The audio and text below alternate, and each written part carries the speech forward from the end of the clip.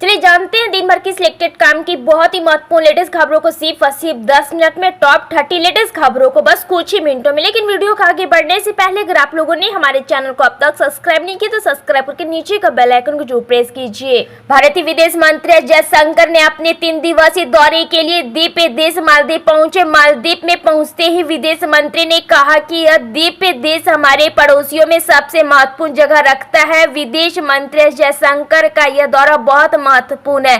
चीन समर्थन माने जाने वाले मालदीव के राष्ट्रपति मुजू के सत्ता में आने के बाद यह भारत की तरफ से पहली बार इतनी बड़ी ऑफिशियल विजिट है। प्रधानमंत्री नरेंद्र मोदी आज भूस्खलन प्रभावित वायनाड का दौरा करेंगे। वह राहत और पुनर्वास प्रयासों की समीक्षा करेंगे। अधिकारियों ने बताया है कि पीएम मोदी दिन में करीब 11 बजे कन्नूर पहुंचेंगे। फिर वायनाड में भूस्खलन प्रभावित क्षेत्रों का हवाई सर्वेक्षण करेंगे। वह राहत शिविर और अस्पताल जाकर भूस्खलन पीड़ितों से मिलेंगे। दिल्ली शराब घोटाले में 17 महीने के बाद जेल से बाहर आए मनीष सिसोदिया पहली बार आम आदमी पार्टी आप के कार्यकर्ताओं संबोधित किया। उन्होंने अपने भाषण में वरिष्ठ वकील अभिषेक मनु सिंघवी की तारीफ की। पंजाब के मुख्यमंत्री भगवंत मान प्रदेश के विकास के लगातार काम कर रहे हैं। सीएम मान का मानना है कि किसी भी प्रदेश के विकास के लिए हर नागरिक की भूमिका अहम होती है। कांग्रेस ने हर घर तिरंगा अभियान को लेकर शनिवार यानी कि आज नई दिल्ली में आरोप लगाया है कि प्रधानमंत्री उस राष्ट्रीय प्रतीक को हथियाने की कोशिश कर रहे हैं जिसे उनके वैचारिक परिवार ने लंबे समय तक अस्वीकार किया था। लोकसभा में विपक्ष के नेता राहुल गांधी आज पीएम मोदी का धन्यवाद देते हुए आभार जताया है। दरअसल राहुल गांधी ने पीएम मोदी के वायनाड आने और भूस्खलन के तबाह क्षेत्र की स्थिति का जायजा लेने के लिए प्रधानमंत्री नरेंद्र मोदी को धन्यवाद दिया।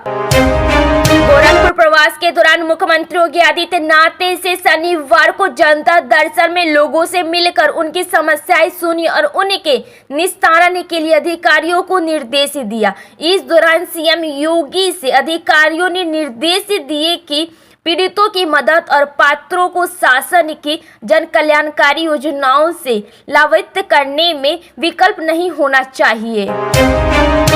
पहाड़ों पर भारी बारिश से तबाही जारी है। हिमाचल प्रदेश में भूस्खलन और बाढ़ की वजह से कम 128 सड़कें बंद कर दी गई है। मौसम विभाग ने यहां आज भी अलग अलग स्थानों पर आंधी और बिजली के साथ भारी बारिश से बहुत बारिश के लिए ऑरेंज अलर्ट जारी किया है और 15 अगस्त तक भारी बारिश के लिए येलो अलर्ट जारी किया है।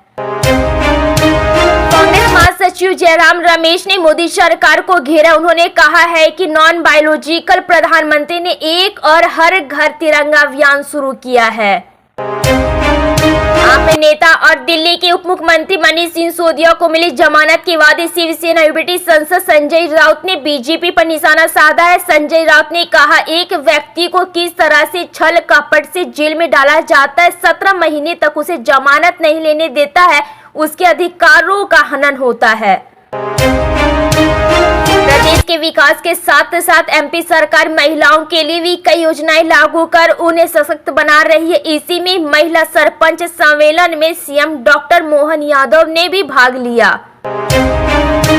पीएम नरेंद्र मोदी आज सुबह केरल पहुंचे। प्रधानमंत्री वायनाड में भूस्खलन प्रभावित इलाकों का दौरा करेंगे और पीड़ित से मुलाकात भी करेंगे। प्रधानमंत्री मोदी राहत शिविर में जाएंगे जहां वर्तमान में पीड़ित रह रहे हैं। जानकारी के मुताबिक पीएम अस्पताल का भी दौरा करेंगे। केरल पहुंचने के बाद पीएम मोदी ने भूस्खलन प्रभावित क्षेत्र का हवाई सर्वेक्षण किया। पीएम मोदी के साथ सीएम पिनाराई विजयन भी मौजूद थे। छत्तीसगढ़ कांग्रेस ने राज्य की सत्तारूढ़ भाजपा सरकार पर विश्व दिवस पर आदिवासियों के अपमान का आरोप लगाया। कांग्रेस आरोप है कि भारतीय जनता पार्टी ने कल यानी 9 अगस्त को विश्व आदिवासी दिवस के कार्यक्रम का बहिष्कार कर दिया था।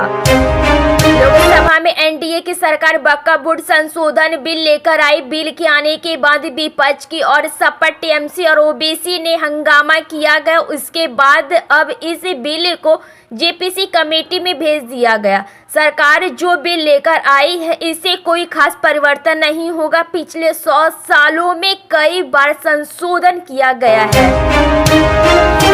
महाराष्ट्र के डिप्टी सीएम अजित पवार ने उस बयान को खारिज कर दिया है जिसमें पीएम नरेंद्र मोदी ने शरद पवार को भटकती आत्मा बताया था। उन्होंने पीएम मोदी से शरद पवार के बारे में बात न करने का अनुरोध करने की बात का भी खंडन किया है। जेल से रिहाई के बाद अपने पहले भाषण में दिल्ली के पूर्व डिप्टी सीएम मनीष सिसोदिया ने बीजेपी पर जबरदस्त हंगामा बोला। उन्होंने कहा कि तानाशाही देश के लिए खतरा है। एनडीए और इंडिया गठबंधन के नेताओं को कहना चाहता हूं कि पार्टी नहीं देश के लिए लड़िए।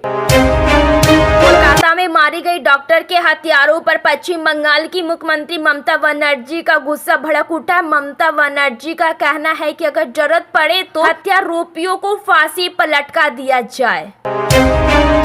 उत्तर प्रदेश के उपचुनाव में कांग्रेस भी अपने पैर जमाना चाहती है और अजय राय ने पार्टी हाईकमान को 5 सीटों पर अपनी रिपोर्ट भेजी है। लेकिन संसद ने कहा कि राज्य जितना छोटा होगा उतना ही उनकी निगरानी अच्छी तरीके से हो पाएगी। यूपी को विभाजित करने से प्रदेश के नौजवानों के लिए व्यवस्था हो पाएगी। उत्तर प्रदेश में बादल और बारिश की वजह से मौसम सुहावना हो गया है। मौसम विभाग ने अगस्त में मानसून ने फिर से सक्रिय होने और आने वाले 3 से 4 दिनों में भारी बारिश की चेतावनी जारी की है।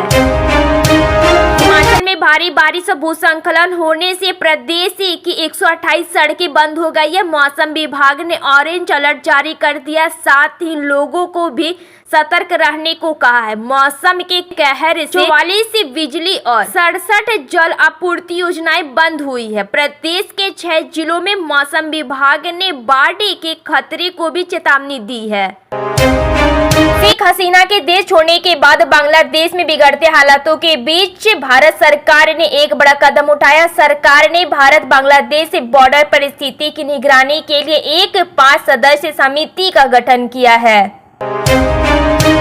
आम आदमी पार्टी आपे की सदस्य स्वाति मालिवाल ने राज्यसभा में यमुना नदी में बढ़ते प्रदूषण का मुद्दा उठाया और कहा कि जब तक दिल्ली में युद्ध स्तर पर सीवेज ट्रीटमेंट प्लांट नहीं बनाया जाएगा, यमुना मां की स्थिति में सुधार नहीं होगा। उन्होंने इसके लिए जहां केंद्र सरकार के पूरे सहयोग की जरूरत पर बल दिया, वहीं दूसरी तरफ दिल्ली सरकार पर निशाना साधा।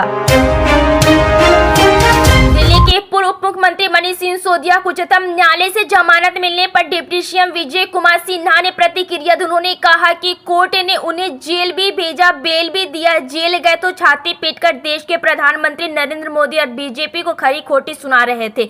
आज जब बेल मिला तो अपना पेट थपथपाए। इसमें बीजेपी कहाँ थी? भ्रष्टाचारी आप थे, सजा कोर्ट ने दी। ऐसे लोग जनता के बीच भ्रम फैलाते हैं और राष्ट्र को कमजोर कर रहे हैं।